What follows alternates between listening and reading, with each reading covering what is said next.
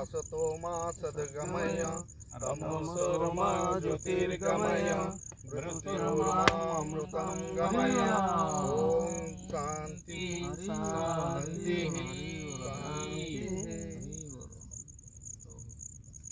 हरि बोल हरि बोल हरि बोल। हरि बोल।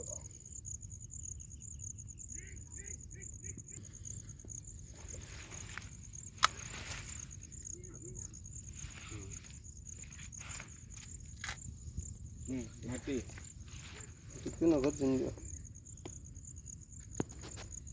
दे दियो जिया खत माटी अब जा के दे दो बाबा चला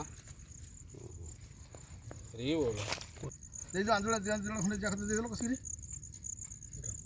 आ मुगटा जेंति पानी आ भीतर रहि जिवो हां एटा ताड़ी दबा नहीं नहीं दल को दलटा हां हां हां काट दबा भाई जा के दबा सब दबा रे ये गछरे टिके सीधा कर जन्म पानी आलो रहउची तो ना जन्म पानी कोन तो पानी गछटा टिके बंका रहिला सीधा कर सीधा करिया सीधा सीधा हबार का नले एई मूलटा ही करो ये एटा पाथियो पाथि साइलेंट ना होबो ना ए चगले आइले खाइबे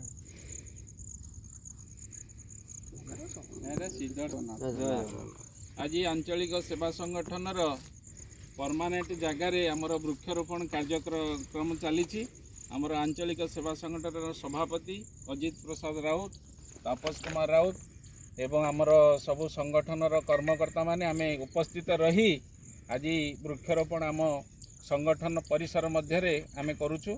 एई गछ को आगामी दिन रे गछ ही जीवन आगामी दिन रे एई गछ ही आम अनुष्ठान को उज्जीवित करिवो।